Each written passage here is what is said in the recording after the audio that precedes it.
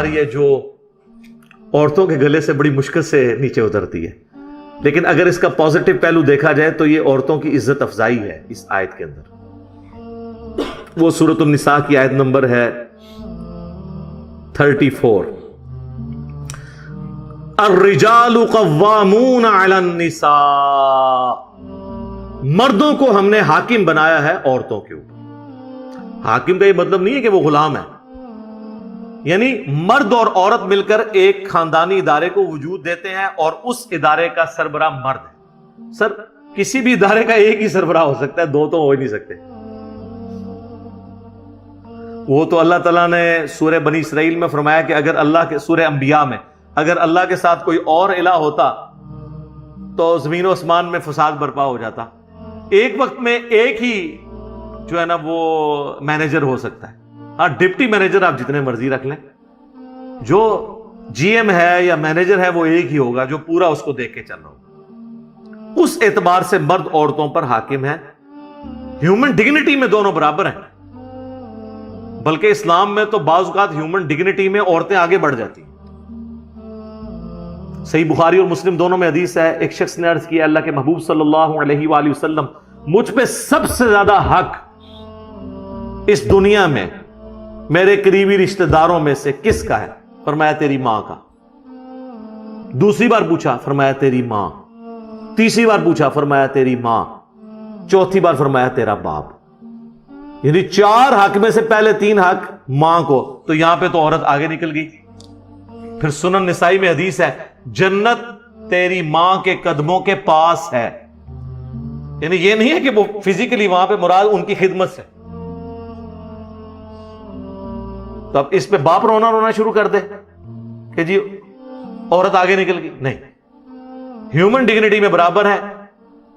بعض جگہ پہ مرد کو اللہ تعالیٰ نے کسی معاملے میں اوپر کیا ہے اور کسی جگہ پہ عورتوں کو۔ خیر یہ ایک ڈیٹیل ٹاپک ہے، میری یوٹیوب پہ ایک ویڈیو ہے، تمام شادی شدہ اور غیر شادی شدہ لوگ وہ ویڈیو ضرور دیکھیں، وومنس رائٹس ان اسلام، انگلش میں لکھیں گے نا آپ، یا عورتوں کے حقوق، تو اس میں ایک اسلامی بہن کا سوال آیا تھا، اس کے جواب میں نے گفتگو کی تھی، ساری احادیث اس حوالے سے قرآن کی آیات ڈسکس کی تھی۔ اس کی وجہ سے کافی مرد مجھ سے ناراض ہیں کہ ایک مردوں کے حقوق پہ بھی کوئی ویڈیو ریکارڈ کروائیں۔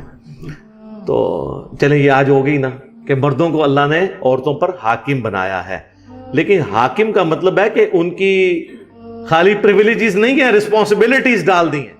یہاں پہ کوئی حاکم بنتا ہے وہ سمجھتا ہے کہ میں اب یہ سارے میرے غلام ہیں۔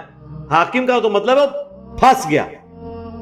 امریکہ میں آپ دیکھ لیں وزراء کے لیے سیکٹری کا لفظ استعمال کرتے ہیں، وہ انہوں نے لفظ ہی ایسا ڈیوائز کیا کہ کسی دماغ میں خمار چڑھے ہی نہ، تو کسی کو چڑھتا بھی نہیں وہاں پہ، جوڈیشری بھی آزاد ہے۔ تو یہاں اللہ تعالیٰ فرما رہا ہے مرد عورتوں پر حاکم ہے، بما فضل اللہ بعضهم علی بعض، اس فضیلت کی وجہ سے جو اللہ ہی نے بلٹ ان بعض کو بعض پہ دی ہے، وَبِمَا أَنفَقُوا مِنْ أَمْوَالِهِمْ، اور بسبب اس کے کہ وہ اپنی عورتوں پہ مال بھی تو خرچ کرتے ہیں، یعنی عورتوں کی خدمت کرنے کی وجہ سے مردوں کا درجہ ہے۔ یہ بھی اسپیکٹ ہے نا سوچنے کا۔ مردوں کا درجہ یہ ہے کہ اپنی عورتوں کی خدمت کریں۔ یہاں تو میں صرف بتایا جاتا ہے نا ماں باپ کی خدمت کریں، اور ماں باپ بتاتے ہیں کہ جی ہماری خدمت کرو، اور بیویاں کہتی ہیں ہماری خدمت کرو، ماں باپ کو چھوڑ دو۔ ہر کوئی اپنے اپنے حق کی بات کرتا ہے۔ تو اللہ تعالیٰ فرما رہا ہے کہ عورتوں پر چونکہ ان کے خامند خرچہ کرتے ہیں، اس وجہ سے بھی ان کو ان کے اوپر پرائورٹی حاصل ہے۔ جان کی امان پاؤں تو عرض کروں کہ آپ بھی تو اپنے علماء پہ خرچہ کرتے ہیں، لیکن حاکم وہ بنے ہوئے ہیں۔ ہونا تو چاہیے کہ وہ آپ ان کو اگر پوچھیں بھرے مجمع میں کہ سر یہ ایسے کیوں ہیں، تو وہ آپ کو جواب دے ہوں، نہ کہ یہ کہیں کہ آپ ذرا کمرے میں تشریف لیں۔ یہ تو نہیں ہونا چاہیے۔ تقریریں کر دو باہر، سوال پوچھو تو کہنے اندر۔ تو اللہ تعالیٰ فرما رہا ہے کہ چونکہ وہ خرچ کرتے ہیں تو یہ ایک اللہ تعالیٰ نے ان کو، اور اللہ نے فرمایا کہ ہم نے بعض کو بعض پہ فضیلت دی ہے، تو یہ اللہ کو کوئی چیلنج نہیں کر سکتا، یہ مورل لاز اللہ کے بنائے ہوئے ہیں۔ اور ان انٹینشنلی پوری دنیا ان قوانین کو مانتی ہے، چاہے جتنا مرضی ڈھنڈورا پیٹے۔ مثلا آج تک کبھی اولمپکس کی گیمز کے اندر آپ نے مردوں کی دوڑ عورتوں کے ساتھ دیکھی ہے؟ مردوں کی ہاکی کی ٹیم کا میچ عورتوں کی ہاکی کی ٹیم کے ساتھ دیکھا ہے؟ عورتوں کے ساتھ ہوتا ہے نا. کیوں؟ سر یہ سب مانتے ہیں کہ وہ ون سائیڈڈ ہو جائے گا, عورت کمزور ہے مرد کے مقابلے پہ. تو یہ تو سب مانے میں ہے. اور جب اسلام یہ بات کرتا ہے, کہتے ہیں اسلام عورت کے حقوق چھینتا ہے, وہ لوگ یہ اسلام کے اوپر تان کر رہے ہیں جنہوں نے عورت کو کموڈٹی بنایا ہوا ہے. بلیڈ کے اشتہار میں بھی عورت دکھاتے ہیں. عورت کو انہوں نے ایک کموڈٹی کے طور پر, نمائشی طور پر, کوئی عزت نہیں ہے. دیکھ لیں اولڈ ایج ہومز بنے ہوئے ہیں یورپ میں اور امریکہ کے اندر. یہاں تو جو عورتیں بوڑھی ہوتی ہیں تو خاندان میں ان کی رسپیکٹ بڑھ جاتی ہے. اس طرح کی عزت کہاں ملے گی؟ تو اسلام نے تو عورت کو عزت دی ہے. عورت کی یہ عزت ہے کہ آپ اسے جو ہے وہ بے پردہ کر کے تو پبلک کے سامنے پیش کرنا شروع کر دیں. یہ تو اس کو ایک کموڈٹی بنانے والی بات ہے. اور ہمارے لوگ بھی متاثر ہو جاتے ہیں ون سائیڈڈ بات سن کے. میں کہتا ہوں جی سب کانٹیننٹ کی جو عورتیں ہیں نا جی, یہ تو ملکہ برطانیہ وہ لائف نہیں انجوائے کر رہی جو یہ کر رہی ہیں. اس طرح کے مخلص مرد تو ملتے ہی نہیں کسی کو. اس لیے آپ دیکھتے ہیں نا آئے دن فیس بک پہ باہر سے عورتیں یہاں شادی کرنے کے لیے آئی ہوئی ہیں, اور یہاں پہ بھی پھر بعض لوگ اس کو مس یوز بھی کر لیتے ہیں. ادھر تو مخلص عورتیں بھی مل جاتی ہیں اکثریت, اور مرد بھی. اور یہ ساری ہمارے ریلیجن کی برکت ہے. یہاں پہ عزت ہے, ٹھیک ہے, رسپیکٹ ہے, خاندانی سسٹم ٹوٹا نہیں ہے. تو یہ اللہ تعالیٰ ہمارا, یہ ہم نے فضیلت دی ہے. اور میں نے بتایا یہ مانی تو سب نے ہوئی ہے.